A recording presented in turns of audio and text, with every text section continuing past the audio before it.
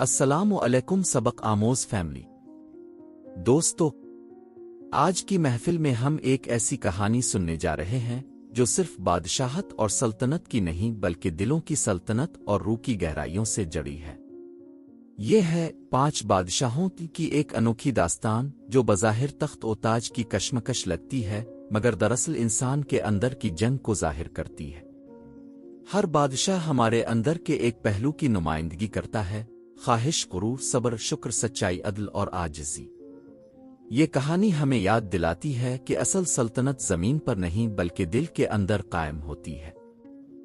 خواہش کا بادشاہ۔ کہانی کی شروعات ایک ایسے بادشاہ سے ہوتی ہے جس کا تخت خوابوں کی اینٹوں پر کھڑا تھا۔ اس کا نام تاریخ میں شاید یاد نہ رکھا گیا ہو مگر اس کے اندر کی خواہشیں آج بھی زندہ ہیں۔ یہ بادشاہ ہمیشہ اپنی سلطنت میں مزید اضافہ چاہتا تھا۔ کھانے کی میز پر طرح طرح کے ذائقے موجود ہوتے لیکن اس کی نظر ہمیشہ کسی اور کے دسترخوان پر ٹکی رہتی۔ خزانے کے صندوق سونے اور جواہرات سے بھرے رہتے مگر دل کی بھوک کبھی کم نہ ہوتی۔ خواہش کا یہ بادشاہ ہم سب کے اندر بستا ہے۔ کبھی ہم ایک معمولی چیز پر خوش ہو جاتے ہیں مگر اگلے ہی لمحے دل کہتا ہے کہ اور چاہیے۔ یہی وہ خواہش ہے جو انسان کو غلام بنا دیتی ہے۔ یہ غلامی زنجیروں کی نہیں بلکہ دل کی بے سکونی کی زنجیر ہے۔ انسان سمجھتا ہے کہ جتنا زیادہ پالے گا اتنا مطمئن ہو جائے گا، لیکن حقیقت اس کے برعکس ہے۔ بادشاہ کے دربار میں ایک حکیم آیا۔ اس نے کہا: اے بادشاہ، تمہاری بھوک زمین و آسمان سے بھی بڑی ہے۔ یہ خزانے تمہیں کبھی نہیں بھر سکتے کیونکہ تمہاری آنکھیں ابھی اندھی ہیں۔ بادشاہ ہنس پڑا اور کہا: میں سب کچھ لے لوں گا تب سکون پالوں گا۔ حکیم نے جواب دیا: نہیں، سکون لینے میں نہیں بلکہ دینے میں ہے۔ یہ جملہ بادشاہ کے دل میں خنجر کی طرح لگا مگر وہ اس پر ہنسا اور حکیم کو دربار سے نکال دیا۔ لیکن رات کے اندھیرے میں جب وہ تنہا اپنے کمرے میں بیٹھتا اس کی روح سوال کرتی: کیا واقعی یہ سب کچھ میرا ہے؟ اور اگر ہے تو کیوں دل مطمئن نہیں؟ یہی وہ لمحہ تھا جب خواہش کے محل میں پہلی دراڑ پڑی۔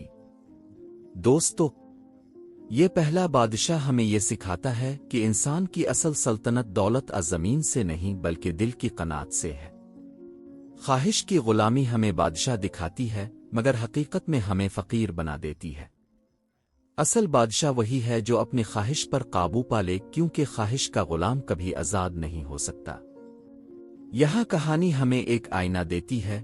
کیا ہم بھی اس بادشاہ کی طرح اپنی خواہشات کے قیدی ہیں؟ ہم نے دل کے اندر قناعت کی سلطنت قائم کی ہے۔ غرور کا بادشاہ۔ دوسرے بادشاہ کی سلطنت خواہش سے نہیں بلکہ غرور سے بنی تھی۔ اس کے دربار کی دیواریں آئینوں سے سجی تھیں تاکہ وہ ہر لمحہ اپنا عکس دیکھ سکے۔ وہ سمجھتا تھا کہ اس جیسا کوئی نہیں، اس کی عقل سب سے بڑی، اس کی طاقت سب سے بلند، اس کی آواز سب سے نمایاں۔ جب کوئی اس کے قریب آتا تو وہ اسے کمتر سمجھتا۔ درباری اس کی تعریفیں کرتے لیکن وہ تعریفیں بھی غرور کی آگ کو مزید بھڑکتی تھیں۔ غرور کا یہ بادشاہ ہمیں یاد دلاتا ہے کہ انسان جب اپنی حقیقت بھول جاتا ہے تو زمین پر خدا بننے لگتا ہے۔ وہ سمجھتا ہے کہ جو کچھ ہے وہ ہمیشہ اس کے پاس رہے گا، لیکن حقیقت یہ ہے کہ غرور درخت پر چڑھتے اس بندر کی مانند ہے جو جتنا اوپر جاتا ہے اتنا ہی زیادہ سب کی نظروں میں اپنی کمزوری دکھاتا ہے۔ غرور انسان کو اندھا کر دیتا ہے۔ وہ دوسروں کی خوبیوں کو چھپا دیتا ہے اور اپنی کمزوریوں کو پردے میں لپیٹ کر رکھتا ہے۔ ایک دن اس بادشاہ کے پاس ایک فقیر آیا۔ اس نے کہا: اے بادشاہ، تم اپنے تاج اور تخت پر غرور کرتے ہو لیکن کیا تمہارے پاس یہ سب ہمیشہ رہنے والا ہے؟ کل کا دن کس نے دیکھا؟ بادشاہ ہنس پڑا اور کہا: میں ہمیشہ بادشاہ رہوں گا۔ فقیر نے سر جھکایا اور کہا: زمین پر کوئی ہمیشہ نہیں رہتا۔ یہ سن کر بادشاہ کے دل میں ایک لمحے کے لیے لرزش آئی لیکن اس نے فوراً اپنے غرور کی چادر لپیٹ لی اور کہا: میں سب سے عظیم ہوں۔ رات کے اندھیرے میں جب وہ اکیلا ہوا تو دل نے سوال کیا: اگر میں سب سے عظیم ہوں تو موت کا سایہ میرے دروازے پر کیوں کھڑا ہے؟ یہ سوال اس کے غرور کو کمزور کرنے لگا۔ وہ جان گیا کہ غرور انسان کو اونچا نہیں کرتا بلکہ اسے گہری کھائی میں گرا دیتا ہے۔ یہ دوسرا بادشاہ ہمیں آئینہ دکھاتا ہے۔ ہم میں سے کتنے لوگ ہیں جو اپنی دولت، حسن، علم اور طاقت پر غرور کرتے ہیں، لیکن یاد رکھو غرور انسان کی اصل شان کو چھین لیتا ہے۔ اصل عظمت عاجزی میں ہے، کیونکہ عاجزی وہ چراغ ہے جو دل کو روشن کرتا ہے۔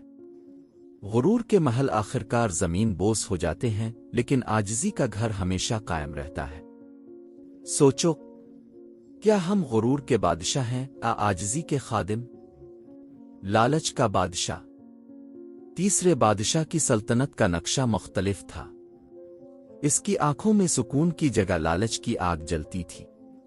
وہ زمینوں کو بڑھاتا، خزانے بھر کر رکھتا، سونے اور جواہرات کے ڈھیر لگاتا، لیکن پھر بھی دل خالی محسوس کرتا۔ اس کی زبان پر ہمیشہ ایک ہی جملہ رہتا، اور چاہیے اور چاہیے، گویا لالچ کی پیاس کبھی بجھتی نہ تھی۔ اس کے محل کے در و دیوار پر سونا جڑا تھا، لیکن دل کی دیواریں زنگ آلود تھیں۔ رعایا بھوکی رہتی، مگر بادشاہ کی پلیٹ پر کھانے کے انبار لگے ہوتے۔ لوگ اس کے پاس انصاف مانگنے آتے، لیکن وہ کانوں میں لالچ کی روئی ڈال لیتا۔ وہ سمجھتا تھا کہ دولت ہی سب کچھ ہے، دولت ہی انسان کو امر بناتی ہے، لیکن دولت کے اس دیوتا نے اسے انسان سے زیادہ غلام بنا دیا۔ ایک دن ایک بزرگ مسافر اس کے دربار میں آیا۔ اس نے کہا، اے بادشاہ، دولت دریا کی مانند ہے، اگر اسے بہنے دیا جائے تو سب کو سیراب کرتی ہے، لیکن اگر اسے روک لیا جائے تو وہ بدبودار دلدل میں بدل جاتی ہے۔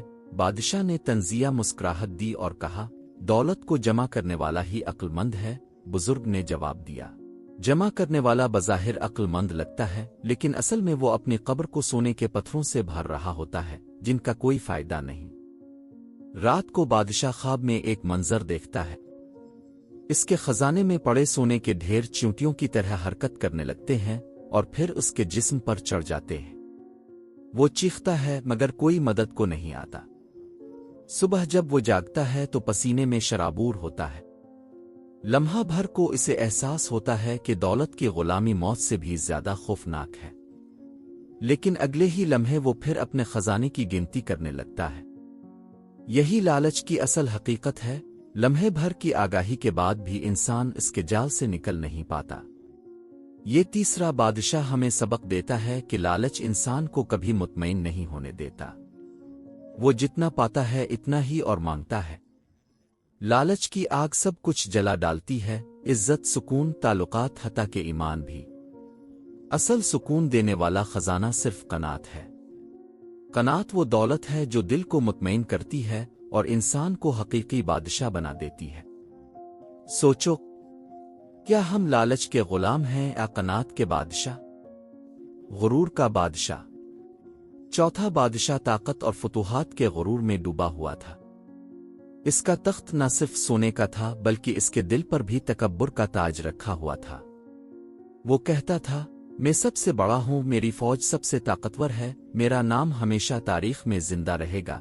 اس کے دربار میں بڑے بڑے امیر و وزیر آ کر جھکتے، لیکن اس کی اکڑ میں کمی نہ آتی۔ غرور اس کی رگوں میں خون کی طرح بہتا تھا۔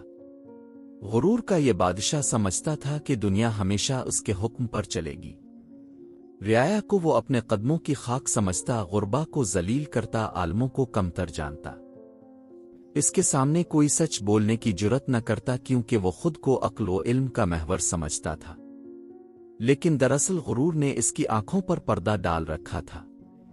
ایک دن ایک درویش اس کے دربار میں آیا۔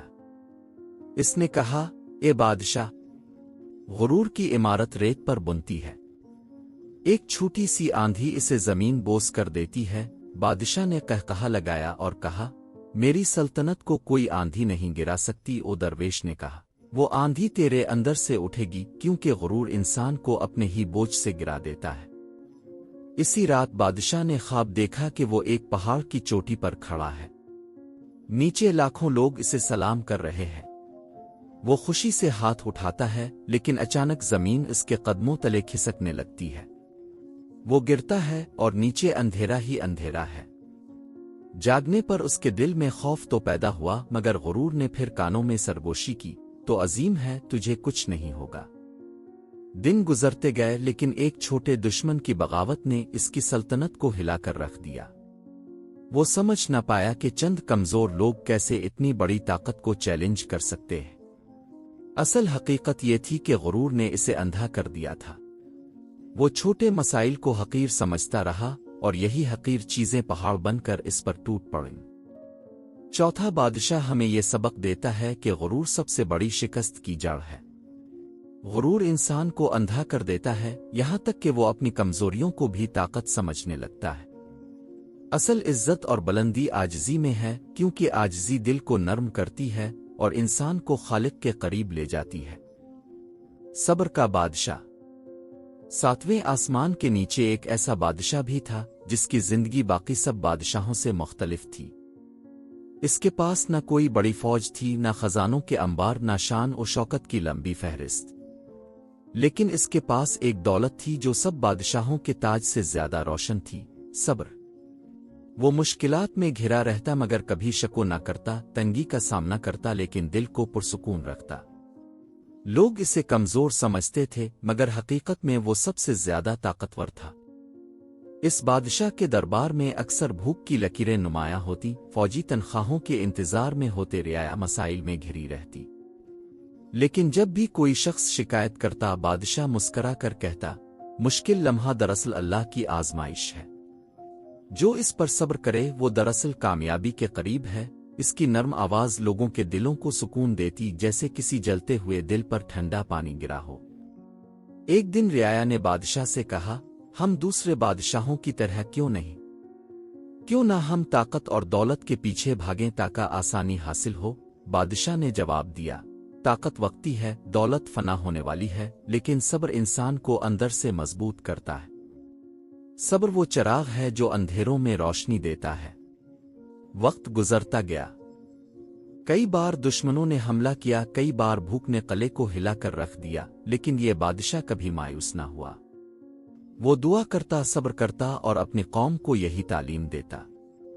आखिरकार दुश्मन थक कर पीछे हट गए और रियाया ने देखा कि मुश्किलों के बावजूद उनके दिल जिंदा हैं, उनका हौसला कायम है। यहां कहानी का सबसे बड़ा सबक खिलता है। सब्र का बादशाह हमें सिखाता है कि जिंदगी में मुश्किलात खत्म नहीं होती, बल्कि हमें उनका सामना करने के लिए मजबूत बनाया जाता है। सब्र इंसान को रूहानी तौर पर बुलंद करता है, इसके अंदर शुक्र पैदा करता है और वो अपने खालिक के करीब हो जाता है। ये बादशाह बाकी 6 बादशाहों से मुख्तलिफ था। किसी ने गुरूर चाना, किसी ने लालच, किसी ने ताकत, मगर उसने सब्र को अपना ताज बनाया और आखिरकार इसी ताज ने इसे इज्जत बख्शी जो वक्त और हालात से बालातर थी। तो सवाल यह है, जब हमारी जिंदगी में मुश्किलात आती हैं, हम किस बादशाह की तरह बनते हैं? सब्र वाले आ बाकी सब की तरह गुरूर और लालच में डूबे हुए? ए दोस्तों, 5 बादशाहों की कहानी वो हमें ये सिखाती है कि दौलत, ताकत, गुरूर, दुनियावी जा ओ जलाल सब आर्जी है। असल बादशाहत इसके पास है जो सब्र, शुक्र और ईमान के साथ अपनी जिंदगी गुजारता है। दुनिया के इम्तिहान लम्हाती हैं, लेकिन उनके जवाब हमेशा के लिए हमारी रूह पर लिखे जाते हैं। अगर हम सब्र वाले बादशाह की तरह मुश्किलात को हौसले और दुआ के साथ सह लें, तो यकीन जानिए कि हम भी दिलों के बादशाह बन सकते हैं। क्योंकि हकीकी अजमत ताज तख्त से नहीं बल्कि किरदार और सब्र से मिलती है।